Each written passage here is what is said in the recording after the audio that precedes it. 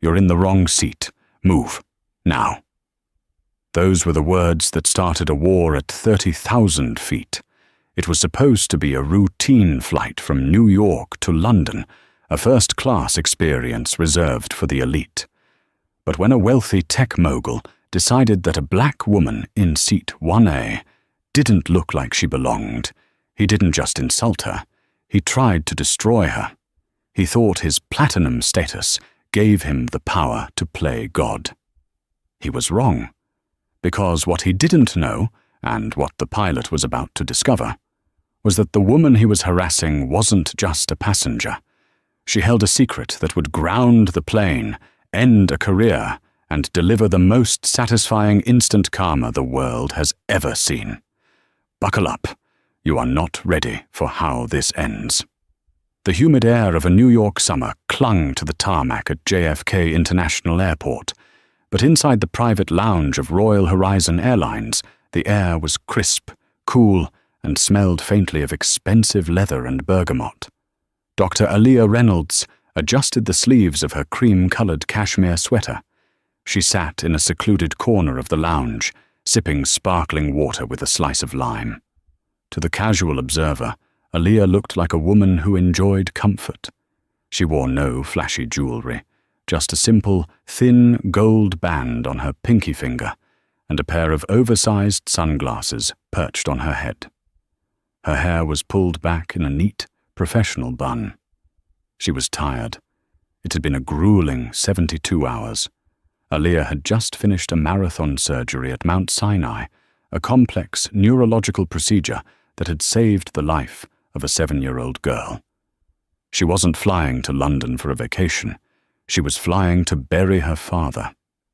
She checked her boarding pass. Seat 1A. It wasn't just a first-class seat. It was the Crown Suite, a new ultra-luxury cabin that Royal Horizon was testing. It offered complete privacy, a lay-flat bed, and distinct service. It was a gift from the hospital board for her years of service, a small gesture to help her grieve in peace. "Dr. Reynolds," a soft voice broke her trance. Aaliyah looked up to see a lounge attendant, smiling warmly. "We are ready to board you now. We can take you through the private corridor so you don't have to deal with the crowds." "Thank you, Sarah," Aaliyah said, recognizing the tag. "That would be wonderful." As she gathered her tote bag, a commotion erupted near the entrance of the lounge. "I don't care what the system says. Do you know who I am?" The voice was loud, booming, and laced with the kind of entitlement that makes skin crawl. Aaliyah paused, turning her head slightly. A man was berating the front desk agent. He was tall, wearing a bespoke navy suit that probably cost more than most people's cars. He had slicked back blonde hair and a jawline that looked like it had been chiseled by a surgeon. This was Carter Sterling. Carter was the CEO of Sterling & Co., a hedge fund that had been making headlines for aggressive takeovers. He was known in the business world as a shark, ruthless, arrogant, and undefeated. He was also known for his temper. "Mr. Sterling, I understand," the agent stammered, typing furiously. "But the Crown Suite was booked months ago.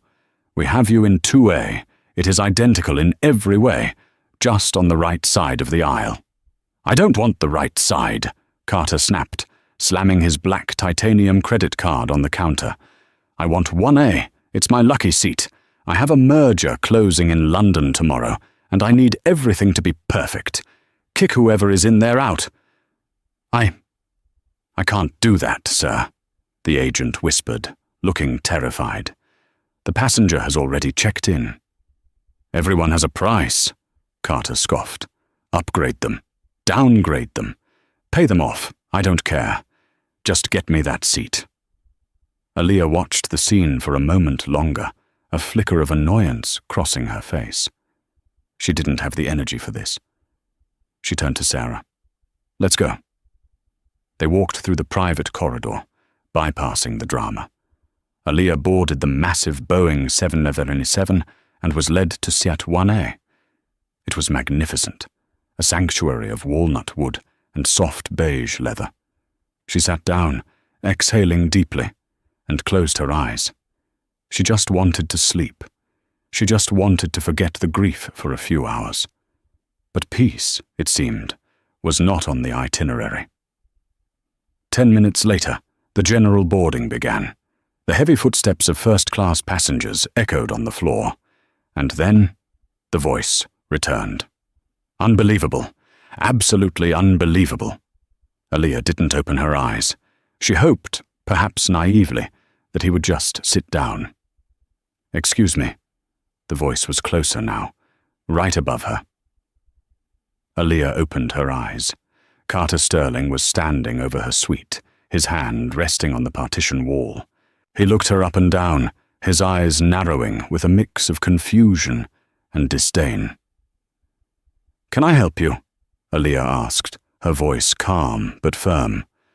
"You're in my seat," Carter stated flatly. He didn't ask. He declared. "I believe you're mistaken," Aaliyah said, reaching for her boarding pass, which sat on the console. She held it up. 1A. Carter didn't even look at the pass. He looked at her. He looked at her simple sweater, her lack of diamonds, her skin. He let out a short, mocking laugh. "Look, sweetheart," Carter said, leaning in, invading her personal space. "I don't know how you got this seat. Staff discount, lottery winner, affirmative action upgrade? It doesn't matter. I need this seat. I'm willing to write you a check right now for $5,000 to move to economy. Take it and go buy yourself something nice." The insult hung in the air, heavy and toxic. The other first-class passengers had gone quiet.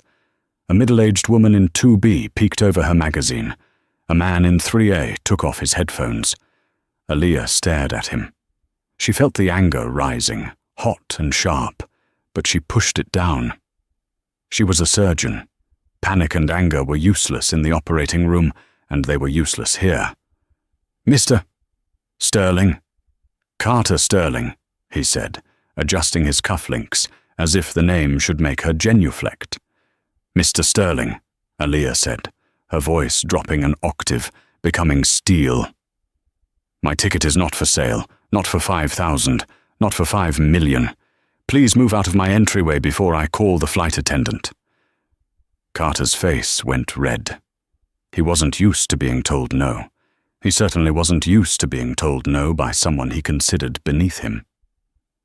"You're making a big mistake," he hissed. "You have no idea who you're dealing with." "And neither do you," Aaliyah replied, turning her gaze back to the window, dismissing him entirely. That was the spark. Carter didn't sit down. He turned around and yelled toward the galley. "Attendant! Get the purser out here, now!" The heavy curtain separating the galley from the cabin was swept aside. The purser, a woman named Beatrice, with impeccable posture and 20 years of flying experience, stepped out. She had heard the commotion. "Is there a problem, Mr. Sterling?" Beatrice asked, her tone polite but guarded. She knew Carter. Everyone at Royal Horizon knew Carter. He was a high-value client, which was corporate code for rich nightmare. "Yes, there is a problem." Carter pointed a finger at Aaliyah. "This passenger is refusing to cooperate. I have requested this seat. I am a Platinum Diamond member. I spend $500,000 a year with this airline. I want her moved." Beatrice took a deep breath. "Mr. Sterling, as the gate agent surely told you, seat 1A is assigned to this passenger. She has a valid boarding pass. We cannot move her simply because you want the seat." "Do you know who she is?" Carter demanded, his voice rising so the whole cabin could hear. "Look at her. She's probably using miles or a buddy pass. I am paying full fare cash. Business demands priority." Aaliyah remained seated, but her hands were clenched tight in her lap. The humiliation was burning, but she refused to let him see it. "Sir," Beatrice said, her voice hardening slightly, "please lower your voice. You are disturbing the other passengers. Take your assigned seat, 2A, or we will have to escort you off the plane." Carter laughed, a cold, cruel sound. He pulled out his phone. "Escort me off? I'm going to call your CEO, Richard Branson. Hell, I'll call the board of directors. I'll have your job by the time we land in London." He turned back to Alia. "And you? You think you're winning? You're just a seat warmer. I bet you've never flown first class in your life. You probably don't even know how to use the call button. Why don't you do us all a favor and go back to row 40, where you belong?" That was enough. From seat 3A, a man stood up. It was a younger guy, maybe in his 30s, wearing a hoodie. "Hey man, back off." She said no. Carter spun around.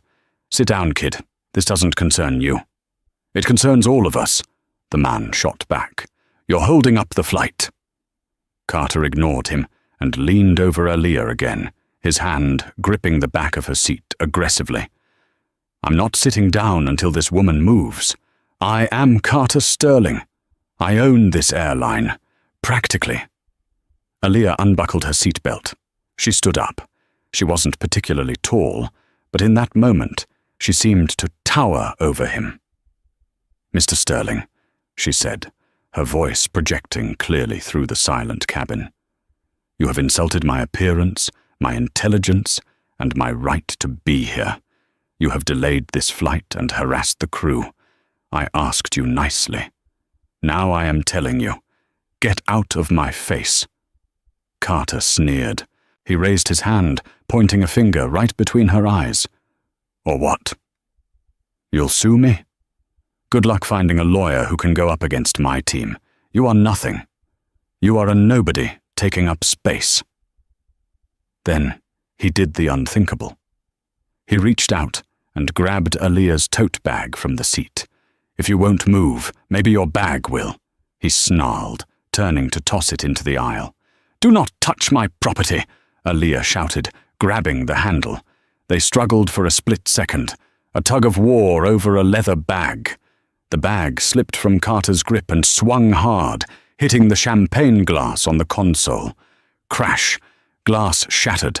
Champagne sprayed over the expensive leather and onto Alia's sweater. The cabin gasped. Carter looked at the mess, then back at Alia. He didn't apologize. He smirked. "Oops, look at that. Now you're wet and in the wrong seat. Might as well leave." Beatrice grabbed the interphone, her hands shaking with rage. "Captain to the cabin! Security to the cabin, immediately!" Alia looked down at her ruined sweater, the sweater her father had given her for her last birthday. Tears pricked her eyes, not from sadness, but from pure, unadulterated fury. "You have no idea what you have just done," Alia whispered. "I expedited the inevitable," Carter replied, straightening his jacket. Suddenly, the cockpit door burst open. Captain Thomas Harrison stepped out. He was a man of few words, an ex-military pilot with graying temples and eyes that had seen everything. He saw the broken glass. He saw the wet sweater. He saw the smug look on Carter Sterling's face. "What is going on here?" Captain Harrison demanded, his voice booming like thunder. "Captain," Carter said smoothly, changing his demeanor instantly to a fake camaraderie. "Good to see you. We have a disruptive passenger. She's refused to swap seats. She's agitated. And look, she's made a mess. I think she's drunk. You need to remove her for the safety of the flight." Alia looked at the captain. She didn't speak. She didn't defend herself. She just held his gaze. Captain Harrison looked at Carter. Then he looked at Alia. His eyes widened slightly as they landed on her face. He paused, squinting, as if trying to place her. Then his gaze drifted down to the luggage tag on her tote bag. It was a heavy, metallic tag. It wasn't the standard airline tag. It was black titanium, engraved with a small golden falcon. The blood drained from Captain Harrison's face. He knew that symbol. Every pilot at Royal Horizon knew that symbol. It was the crest of the Vanguard Group, the private equity firm that had quietly acquired a majority stake in the airline 3 weeks ago. And he knew who Alia was. He hadn't recognized her immediately without the press photos, but the name on the manifest, Reynolds, clicked. She wasn't just a passenger. She wasn't just a doctor. She was the daughter of Marcus Reynolds, the founder of Vanguard. And since Marcus had passed away 3 days ago, she was the new owner of the airline.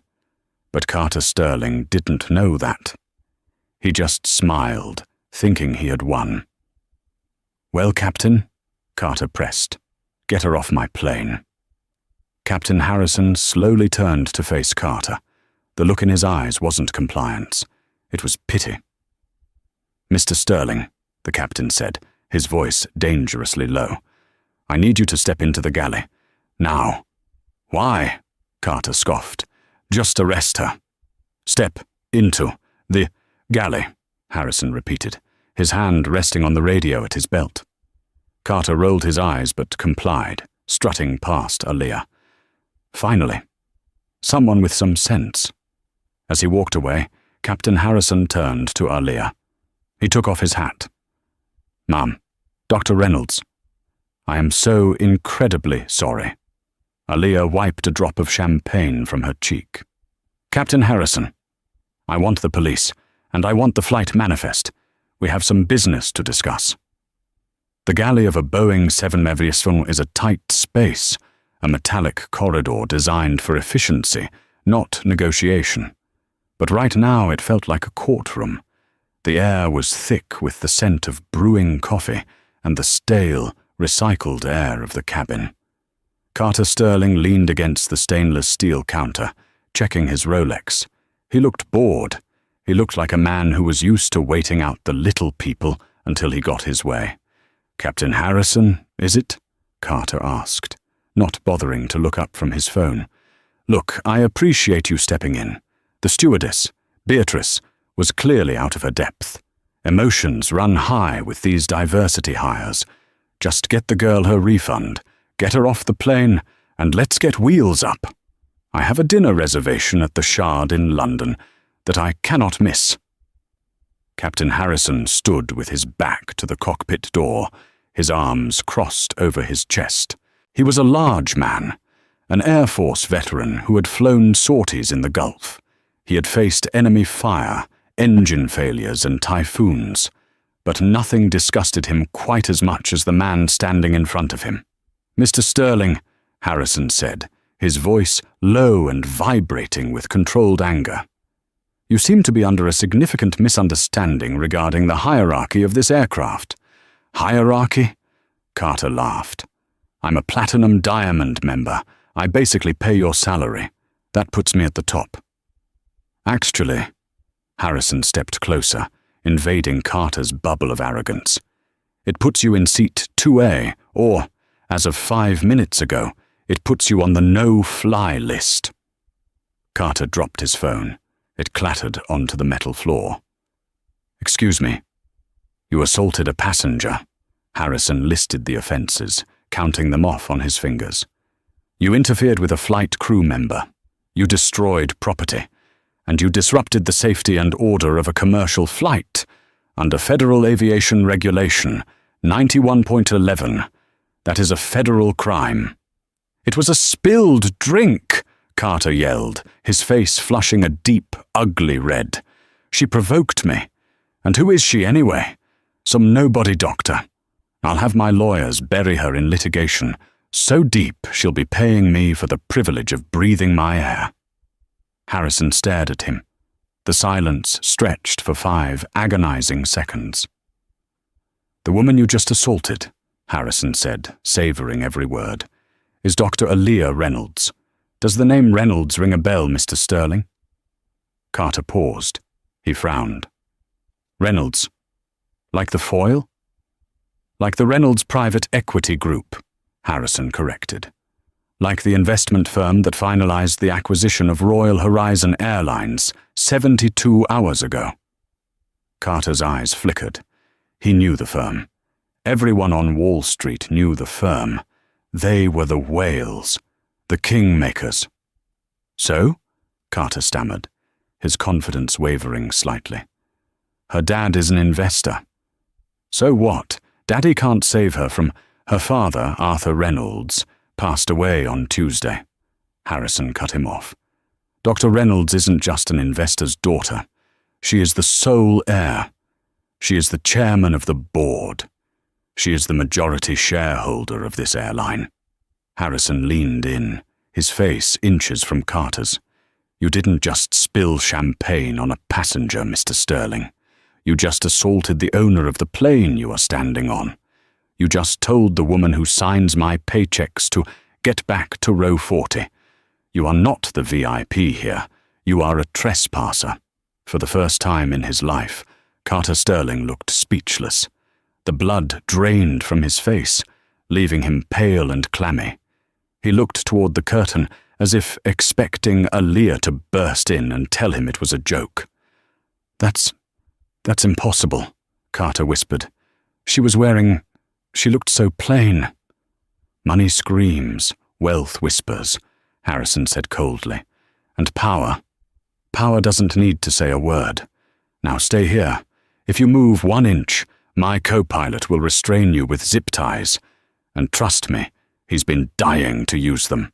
Harrison whipped the curtain open and stepped back into the cabin, leaving Carter alone in the galley, trapped in a metallic box of his own making.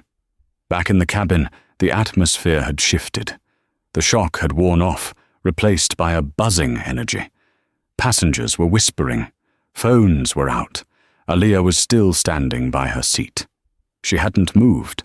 She was dabbing at her sweater with a cloth napkin Beatrice had provided. Her face was composed, but her eyes were like flint. Dr. Reynolds, Captain Harrison said, his voice soft as he approached her. The police are on their way up the jet bridge. We are holding the aircraft. I have informed the tower. Thank you, Captain, Aaliyah said. I apologize for the delay to your schedule. Do not apologize, Harrison said firmly. We don't fly with trash in the cabin.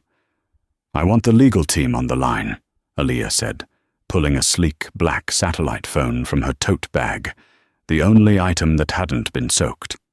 Get me Bradford, Ellis and Wong. Specifically, get me Jessica Wong.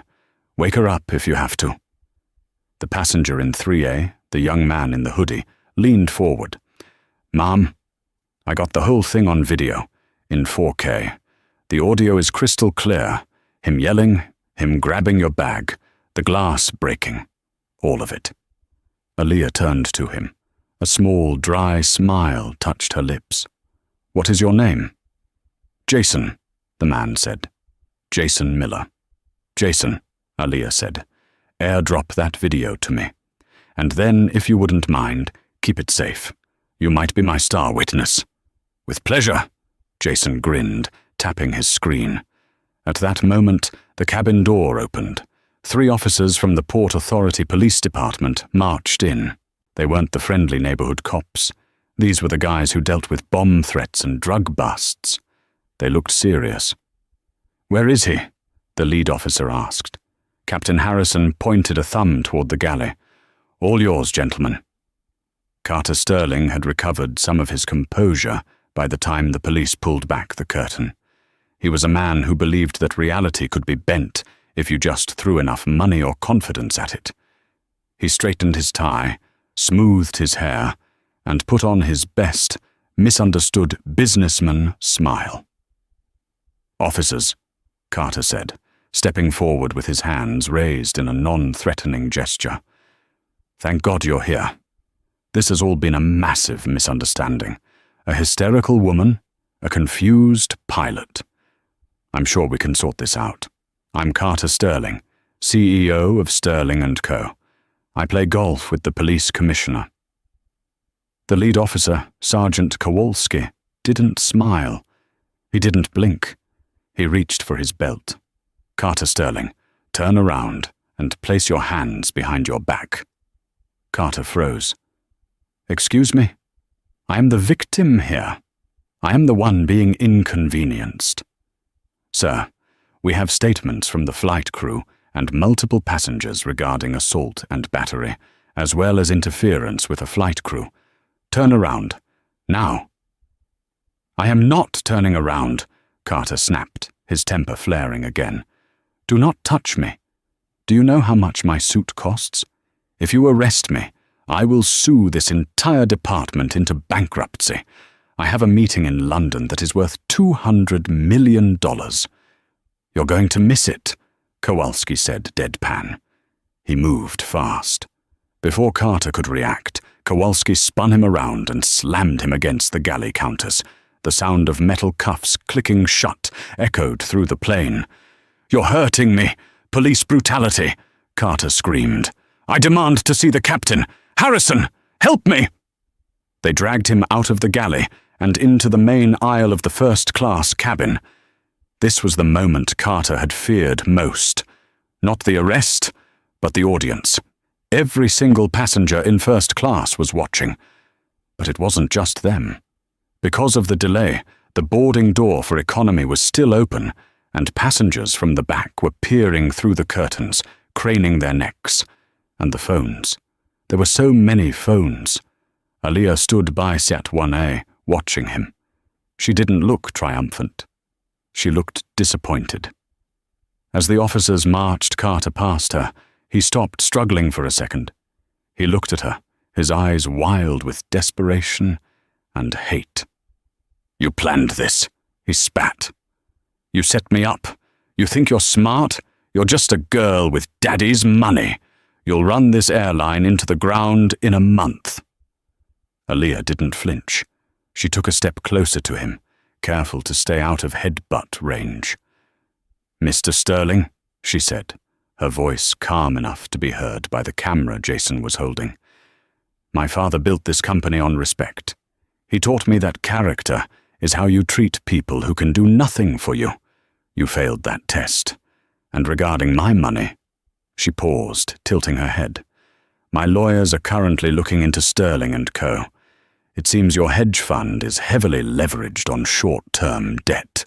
It would be a shame if your primary lenders found out their CEO was facing federal charges.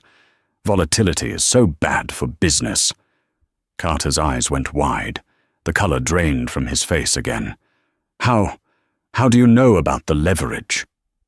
I do my homework, Aaliyah said coldly. Get him off my plane. The officers shoved him forward. Carter Sterling, the man who thought he owned the sky, was dragged down the aisle, past the staring faces of the people he had called peasants only moments before. Wait, wait! Carter yelled as they reached the door. Dr. Reynolds, Aaliyah, please, let's make a deal. I can pay. I can... The door slammed shut behind him, cutting off his pleas. Silence returned to the cabin. Captain Harrison cleared his throat. Ladies and gentlemen, I apologize for the disturbance. We will need a few moments to offload Mr. Sterling's luggage. We certainly don't want it flying with us. And then we will be on our way to London. He turned to Aaliyah. Dr. Reynolds, are you okay to fly? We can rebook you, or I can arrange a private charter, if you prefer. Aaliyah looked at the empty seat where Carter had been. She looked at her ruined sweater. She took a deep breath. No, Captain, she said. My father is waiting in London. I'm not letting a man like that stop me from saying goodbye. But I do need to make a phone call before we push back. A business call. Take all the time you need, Harrison nodded. Aaliyah sat down in 1A. She picked up the satellite phone. She dialed a number that very few people possessed.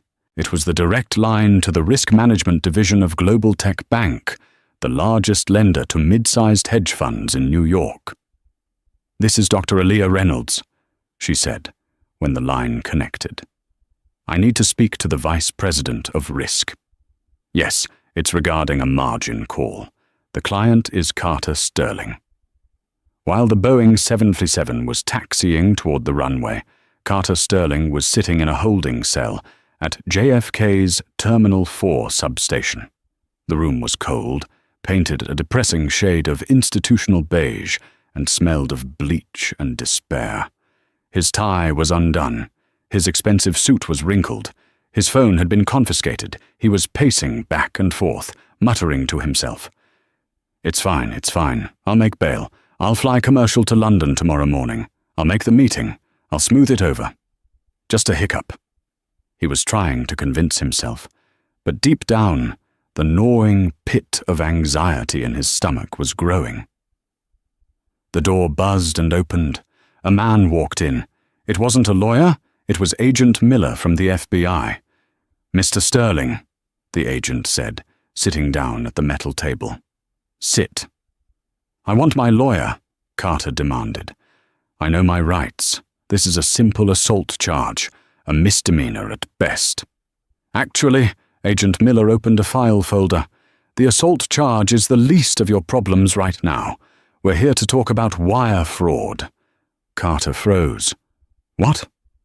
"About 20 minutes ago," the agent continued, "we received a tip, a very detailed, very documented tip regarding Sterling & Co.'s accounting practices, specifically the inflation of assets to secure loans from Global Tech Bank."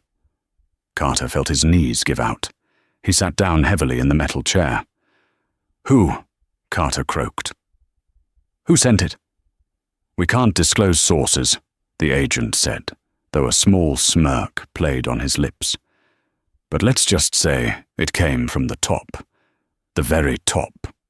Carter closed his eyes. Aaliyah. He remembered her words on the plane. "I do my homework." He had thought she was just a doctor, just a surgeon. He had forgotten that to be a surgeon, you have to be precise. You have to know exactly where to cut, to kill, or to cure. And Aaliyah was dissecting him. Meanwhile, at 35,000 feet, Aaliyah was wrapped in a fresh blanket provided by the crew. She was sipping a cup of chamomile tea. The cabin lights were dimmed. She opened her laptop. She connected to the in-flight Wi-Fi. The video was already online. Jason, the guy in 3A, had posted it to Twitter and TikTok with the caption, "Entitled billionaire tries to kick black woman out of first class. Turns out, she owns the airline. Instant karma." Royal Horizon, Bajrasa boss lady. It had been up for an hour. It had 2.5 million views. Aaliyah scrolled through the comments. The way he grabbed her bag. Disgusting. Wait, is that Carter Sterling, the hedge fund guy? She handled that with so much grace. Queen. I hope he loses everything. Aaliyah didn't smile.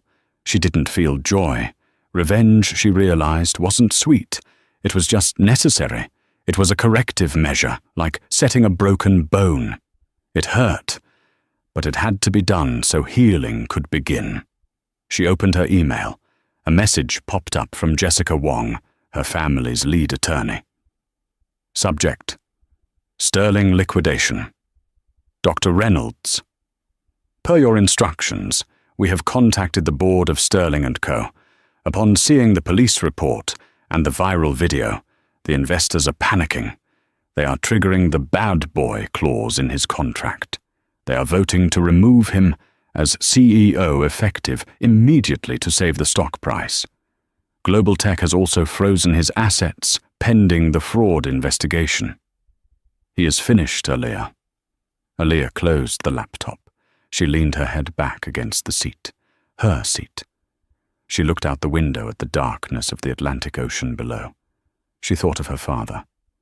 Arthur Reynolds had been a tough man, a businessman, but he had always told her, "Never start a fight, Aaliyah. But if someone brings a war to your doorstep, you make sure you are the one standing when the smoke clears." She whispered into the quiet cabin, "I stood my ground, Dad." But the story wasn't over. Carter was down, but men like him didn't stay down without trying to drag everyone else with them. He had one card left to play, the media spin, and he was about to try and turn the victim into the villain. London was weeping. A relentless, grey drizzle blanketed the city as the black Range Rover navigated the winding streets of Kensington. Inside, Aaliyah watched the raindrops race down the tinted glass. She felt numb. The adrenaline of the confrontation on the plane had faded, replaced by the heavy, suffocating blanket of grief. She was here to bury her father. But the world didn't care about her grief. The world cared about the airline heiress and the billionaire brat. "Miss Reynolds," said Jessica Wong, who was sitting opposite her in the car, tapping furiously on a tablet. "We have a situation back in the States. Carter Sterling isn't going quietly." Aaliyah sighed, rubbing her temples. "He's been arrested for fraud. What more can he possibly say?" "He made bail this morning," Jessica said grimly, "and he hired desperate PR. He's currently live on the Brad Coleman show." Jessica turned the tablet around. On the screen, Carter Sterling looked nothing like the arrogant tyrant from the plane. He was wearing a soft sweater, no suit. His hair was slightly messy. He looked tired, humble, almost sympathetic.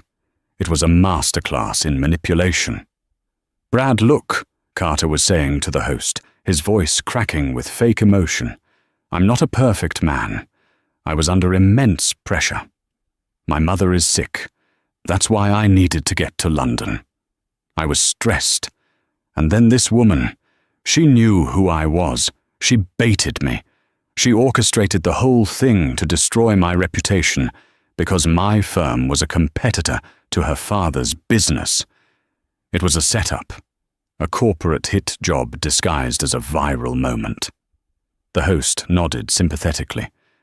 "So you're saying Dr. Reynolds provoked you?"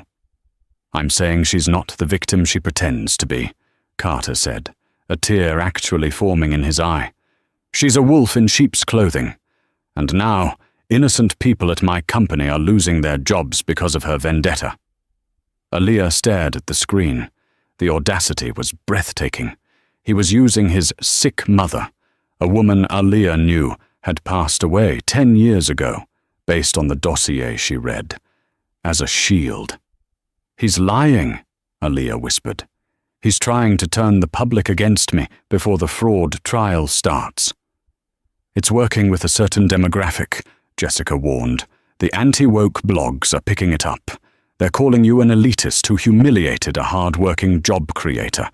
Aaliyah, we need to issue a statement.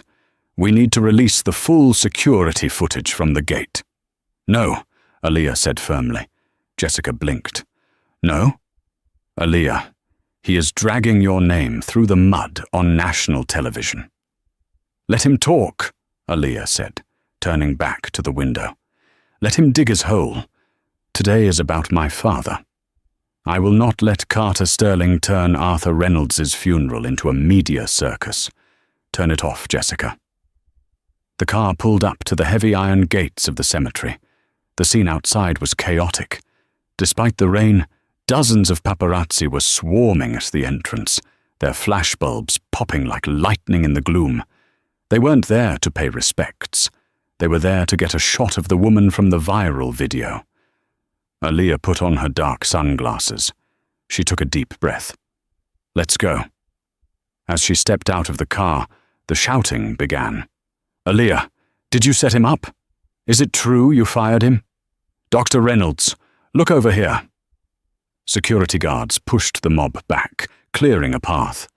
Aaliyah walked with her head high, ignoring the questions, ignoring the cameras. She walked toward the gravesite, where a small group of mourners, her father's oldest friends and partners, waited. The ceremony was somber. The priest spoke of Arthur's kindness, his vision, and his love for his daughter. Aaliyah stood by the mahogany casket, her hand resting on the cold wood. She didn't cry. She couldn't. She felt like she was made of stone. As the service ended and people began to disperse, a man approached her. He was older, with silver hair and a kind face. It was Lord Harrington, a British banking tycoon and her father's oldest ally. "He was proud of you, you know," Harrington said softly. "Arthur told me last week. He said, Aaliyah has a heart of gold, but a spine of steel. She's ready." Aaliyah looked at him, her lip trembling slightly. "I don't feel ready. I feel tired." "That's the burden," Harrington said. "But be careful, my dear. I know men like Carter Sterling. I've done business with them for 40 years. A wounded animal is dangerous. He has nothing left to lose, which means he will try to take everything from you." "He can try," Aaliyah said, her voice hardening. "But he forgot one thing." "What's that?" "I'm a surgeon," Aaliyah said. "I know how to cut out a tumor." As they left the cemetery, Jessica's phone buzzed again. She looked at it, then looked at Aaliyah with wide eyes. "It's the forensic accountants back in New York," Jessica said. "They found it, the smoking gun in Carter's emails. He wasn't just inflating assets. He was laundering money for a cartel in Miami to cover his losses." Aaliyah stopped walking. The rain soaked her coat, but she didn't feel it. "He's not just a fraud," Aaliyah realized. "He's a criminal." "And there's more," Jessica added. "He's trying to flee. His pilot just filed a flight plan for a private jet to a non-extradition country. He leaves in 3 hours." Aaliyah looked at the paparazzi, then at her car. The grief was still there, but now it was fueled by a cold, righteous fire. "Get the FBI on the phone," Aaliyah commanded, "and tell Captain Harrison to fuel up the jet. We're going home." 6 months had passed since the incident on the tarmac at JFK, but for Carter Sterling, time had become a blur of billable hours, frantic strategy meetings, and a slow, suffocating realization that the ground was rushing up to meet him. The trial of the decade, as the New York Chronicles had dubbed it, was reaching its crescendo. The United States District Court for the Southern District of New York was a fortress of limestone and granite, a place where egos went to die. On the morning of the final verdict, the atmosphere outside was electric. It felt less like a legal proceeding and more like a gladiatorial arena. News vans lined the streets for 3 blocks. Satellite dishes pointed skyward like a field of robotic sunflowers.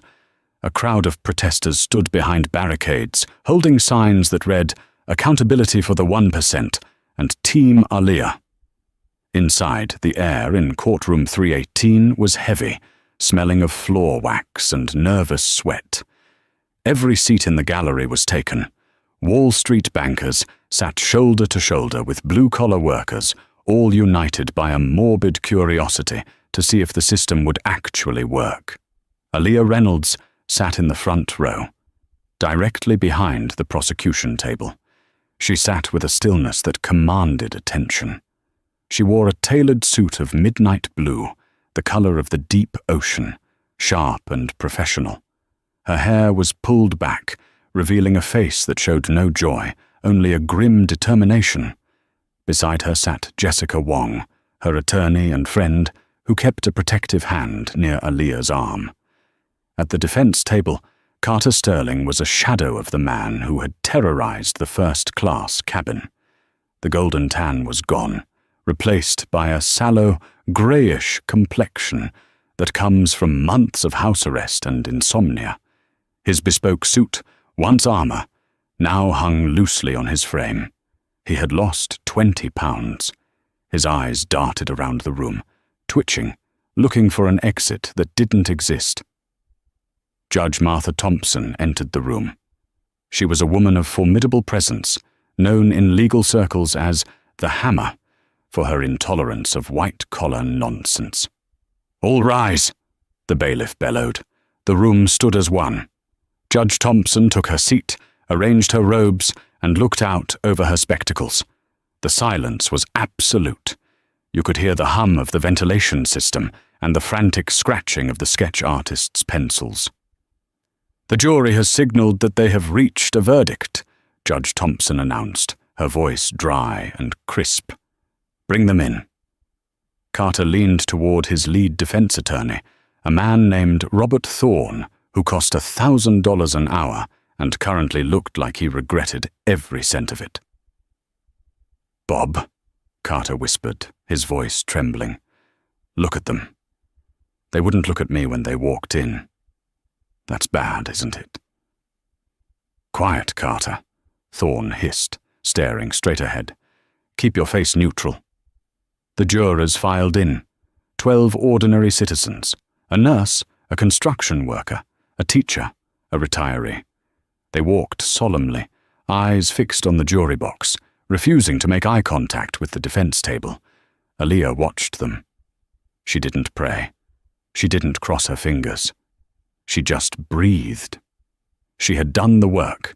Her team had handed the FBI the emails, the wire transfer records to the Cayman Islands, and the damning voice memos where Carter had explicitly ordered his CFO to cook the books and bury the losses. "Mr. Foreman," the judge said, "have you reached a verdict?" A tall man in a plaid shirt stood up. He held a piece of paper that trembled slightly in his grip. "We have, Your Honor. In the matter of the United States of America versus Carter J. Sterling," the judge instructed, "how do you find the defendant on count 1, wire fraud?" The foreman took a breath. "Guilty." A ripple went through the room. Carter flinched as if he'd been slapped. "On count 2, securities fraud?" "Guilty." "On count 3, money laundering?" "Guilty." "On count 4, conspiracy to commit fraud?" "Guilty." It went on and on. 14 counts. 14 times the word guilty rang out like a bell tolling for a funeral. By the 10th count, Carter had stopped flinching. He simply slumped forward, his forehead resting on his hands, his expensive world dissolving into dust. Judge Thompson thanked the jury and dismissed them. Then she turned her gaze, cold, sharp, and terrifying, onto Carter Sterling. "Mr. Sterling, please stand." Carter struggled to his feet. His legs felt like lead. He gripped the oak table so hard his knuckles turned white. "Sentencing guidelines for crimes of this magnitude are severe," Judge Thompson began. "Usually, I would schedule a sentencing hearing for a later date. However, given the overwhelming evidence, the high flight risk you posed when you attempted to charter a jet to a non-extradition country, and the sheer scale of the financial devastation you have caused, I am prepared to rule immediately. Do you have anything to say before I pass sentence?" This was it. The moment for the apology. The moment for contrition. Carter looked up. He looked at the judge, then he turned and looked at Aaliyah. For a second, the old Carter flickered behind his eyes, the arrogance, the rage. He wanted to scream at her. He wanted to blame her. He wanted to tell everyone that she was the villain. But then he saw the look on her face. It wasn't triumph. It was pity. She looked at him the way one looks at a car crash, tragic, messy, and avoidable. That pity broke him more than anger ever could. Carter's voice cracked. He cleared his throat. "I just wanted to win. In my world, if you don't win, you're nothing. I didn't think the rules applied to me." "That," Judge Thompson interrupted, "is precisely the problem. You viewed people as obstacles and laws as suggestions. You destroyed the retirement savings of 3,000 employees at your firm. You laundered money for violent cartels because you were too proud to admit you made a bad trade. And it all unraveled because you couldn't stand the idea of a woman, a black woman, sitting in a seat you felt entitled to." The judge leaned forward. "Carter Sterling, I sentence you to 25 years in federal prison. You are to serve a minimum of 85% of your sentence before being eligible for parole. Furthermore, I am ordering full restitution in the amount of $150 million. Your assets are seized effective immediately." The gavel banged. Crack. The sound echoed off the high ceilings. 25 years. He would be an old man when he saw the sky as a free citizen again. "Marshals," the judge ordered. "Take him into custody." 2 U.S. Marshals, burly men with stone faces, moved in behind Carter. They didn't ask nicely. One grabbed his right arm, the other his left. "Hands behind your back," one commanded. Carter panicked. "Wait, no, I need to call my mother. Please, just give me a week to get my affairs in order." "You've had 6 months," the marshal said, snapping the handcuffs onto his wrists. Click, click. The sound was final. It was the mechanical period at the end of his sentence. As they began to drag him toward the side door, leading to the holding cells, Carter twisted around. He wasn't looking at the judge anymore. He was looking at the gallery, searching for a friendly face. There were none. Finally, his eyes locked on Aaliyah. "Aaliyah!" he shouted, his composure shattering completely. "Aaliyah, tell them it was just a misunderstanding. I can pay you. I have money hidden. I can pay you." The courtroom went deadly silent. He had just admitted to hiding assets on the record. His lawyer put his head in his hands. Aaliyah stood up slowly. She smoothed the front of her jacket. She looked him in the eye, across the barrier of the wooden railing, across the divide of morality that separated them. She didn't shout. She didn't gloat.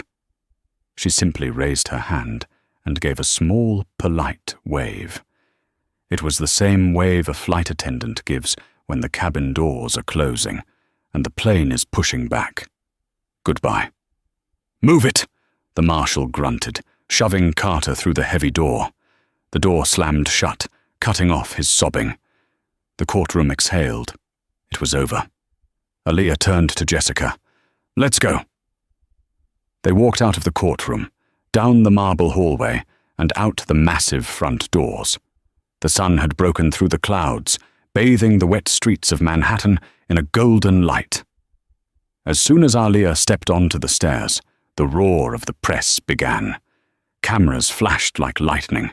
Microphones were thrust in her direction. "Dr. Reynolds! Dr. Reynolds! How does it feel to take down a billionaire?" "Did you feel sorry for him?" "What's next for Royal Horizon Airlines?" Aaliyah stopped at the cluster of microphones. She adjusted her sunglasses, then took them off, looking directly into the bank of cameras. "I didn't take down a billionaire," Aaliyah said, her voice calm and amplified by the mics. The truth did. Carter Sterling fell because he believed that his status gave him the right to belittle others. He thought the world belonged to him. She paused, looking out at the diverse crowd of New Yorkers who had gathered to watch. "He tried to move me. He tried to tell me I was in the wrong seat. He tried to tell me I didn't look like I belonged. But today proves something important. Dignity is not a limited resource. You don't have to take it from someone else to have it yourself." She smiled, a genuine, warm smile that reached her eyes. To anyone who has ever been told they are in the wrong seat or the wrong room or the wrong job, stay put, buckle up, and if they try to move you, remember, you might just own the plane. She turned and walked down the steps, ignoring the shouted follow-up questions. She got into the waiting black SUV, the door closing with a solid, reassuring thud. "To the airport, Dr. Reynolds?" the driver asked. "Yes, James," Aaliyah said, leaning back and closing her eyes. "Take me to JFK. I have a flight to catch." 3 hours later, Aaliyah walked through the terminal at JFK. She wasn't flanked by lawyers or security guards this time. She was just a traveler. She wore a comfortable cashmere sweater and jeans, her hair in a loose bun. She walked up to the gate for the evening flight to London. The gate agent, a young woman named Sarah who had been working the day of the incident, looked up. Her eyes widened. "Dr. Reynolds," Sarah beamed. "It's so good to see you. We heard the news about the verdict. The whole crew is cheering." "Thank you, Sarah," Aaliyah smiled. "Is the flight full tonight?" "Completely booked." Sarah checked the screen. "But don't worry. We have the Crown suite. Seat 1A, prepped and ready for you. Champagne is on ice, in a spill-proof bottle this time." Aaliyah laughed softly. "I appreciate that." She took her boarding pass and walked down the jet bridge. She stepped onto the plane, the familiar scent of leather and recycled air greeting her. She turned left into the first-class cabin. It was immaculate. Seat 1A was a sanctuary. But as she was about to sit, she heard a heavy sigh from behind her. She turned. Standing in the aisle, looking flustered and exhausted, was an elderly woman. She was clutching a worn-out purse and a cane. She was staring at her boarding pass, then at the narrow seats back in economy class, then back at her pass. She looked like she was in pain. "Excuse me, dear," the woman said to Aaliyah. "My eyes aren't what they used to be. Does this say 34B? That's the middle seat, isn't it?" Aaliyah looked at the woman. She saw the swollen ankles, the weary lines around her eyes. She reminded Aaliyah of her grandmother. Carter Sterling would have looked at this woman and seen an obstacle. He would have seen someone slowing down the boarding process. Aaliyah looked at seat 1A, the seat she had fought for, the seat that had started a war. It was just a seat. "Ma'am," Aaliyah said gently, "may I see your pass?" The woman handed it over. Aaliyah took a pen from her pocket, crossed out 34B, and wrote 1A. "Actually," Aaliyah lied smoothly, "there's been a mistake with the computer system. 34B is broken. The airline would like to offer you this seat instead." The woman's jaw dropped. She looked at the massive suite, the lay-flat bed, the waiting champagne. Oh my heavens. Are you serious? I'm flying to see my new grandson. I've never sat in the front before." "Well, you're sitting there today," Aaliyah said, guiding the woman to the plush leather chair. "Enjoy the champagne. It's excellent." "But where will you sit?" the woman asked, gripping Aaliyah's hand with gratitude. "Don't worry about me," Aaliyah said, picking up her tote bag. "I'm happy anywhere." Aaliyah walked back to the galley. Beatrice, the purser, was watching with tears in her eyes. "You know," Beatrice whispered, "you really are your father's daughter." "Do you have a spare jump seat?" Aaliyah asked. "Or maybe a spot in row 34? "For you?" Beatrice grinned. "We'll make room." Aaliyah walked down the aisle, past the business travelers, past the families, all the way to row 34. She found the middle seat, wedged between a teenager with headphones and a man sleeping with his mouth open. She squeezed in, stowed her bag, and buckled the belt. It was tight. Legroom was non-existent. As the plane began to taxi, the captain's voice came over the intercom. "Ladies and gentlemen, this is Captain Harrison. We are cleared for departure to London. I'd like to extend a special welcome to the owner of Royal Horizon Airlines, who is flying with us today. She taught us all that character isn't defined by where you sit, but by how you stand." He didn't say her seat number. He didn't have to. Aaliyah rested her head against the seat back. She looked out the tiny scratched plastic window as the plane gathered speed. The engines roared. The wheels lifted off the ground, leaving the tarmac, the city, and the memory of Carter Sterling far below. She watched the lights of New York twinkle and fade as they pierced the clouds. She was in the middle seat of economy. She was squeezed in. But as she closed her eyes, Aaliyah Reynolds had never felt more like a queen. What an incredible journey. From the moment Carter Sterling tried to bully Aaliyah out of her seat, to that satisfying moment the judge read the verdict. And finally, Aaliyah's choice to give up the very thing she fought for. This story is a powerful testament to the fact that true class is quiet and karma is loud. Carter lost 25 years of his life because he couldn't control his ego for 5 minutes. Aaliyah gained the respect of the world because she knew exactly who she was, with or without a VIP ticket. If this story kept you on the edge of your seat, please hit that like button. It helps the YouTube algorithm share this message of justice with more people. And don't forget to subscribe and ring that bell. Next week, we have a story about a cheating husband who tries to hide his assets from his wife, only to realize she's the forensic accountant hired to find them. You do not want to miss that. Thanks for watching. Stay kind, stand your ground, and I'll see you in the next video.